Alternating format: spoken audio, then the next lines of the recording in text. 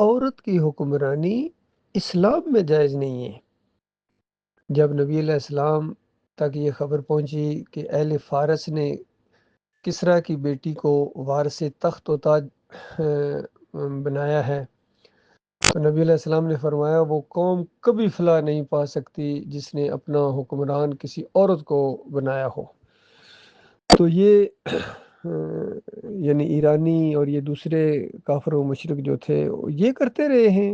India میں بھی وہ ذرا اندرا گاندھی بنی ہے، لیکن اسلام کے اندر اس کی گنجائش نہیں ہے۔ اسلام کا ایک اپنا سسٹم ہے، پورا ضابطہ حیات ہے۔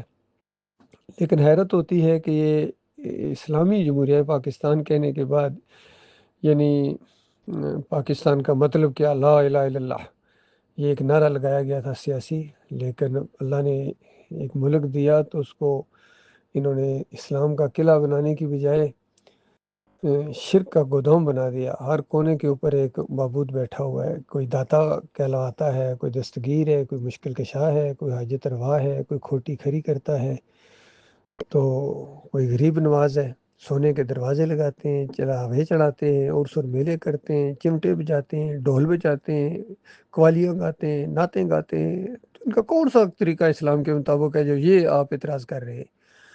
یہاں تو بڑے بڑے علماء اندازہ لگائیے، مودودی صاحب جیسے عالم دین جمہوریت کے شرک میں کودے ہیں، اور پھر ایک عورت کی حکمرانی کے ساتھ انہوں نے چلنے کا وہ کیا ہے، ووٹیں مانگی ہیں فاطمہ جناح کے لیے۔ بعد میں بے نظیر بھی بنی ہے کئی مرتبہ، ابھی یہ وزیر اعلیٰ بھی بن گئی ہیں، تو ان کے لیے سب کچھ جائز ہے بھائی۔ وہ جو حالی نے کہا نا، کرے غیر بت کی پوجا تو کافر، کواکب میں مانے کرشمہ تو کافر، مگر مومنوں پر کشادہ ہے راہیں، پرستش کریں شوق سے جس کی چاہیں، نہ اسلام میں کچھ فرق اس سے آئے، نہ ایمان بگڑے نہ اسلام جائے، اس طرح کی کوئی شعر ہے۔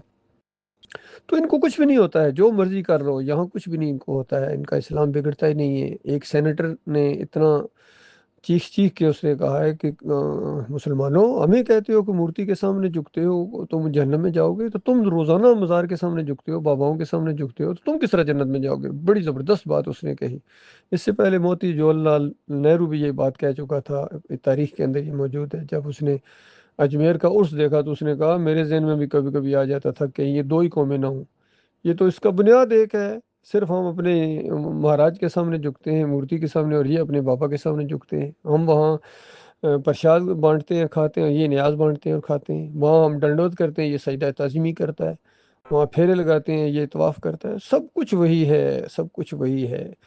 تو کیوں نہ کہنے کا موقع ملے ان کو، جب مسلمانوں نے اپنے دین کو چھوڑ دیا ہے۔ اگر یہ حقیقی معنوں میں مومن ہوتے قرآن و حدیث کے مطابق، تو کیوں ان کافروں مشرکوں کو یہ باتیں کہنے کا موقع ملتا؟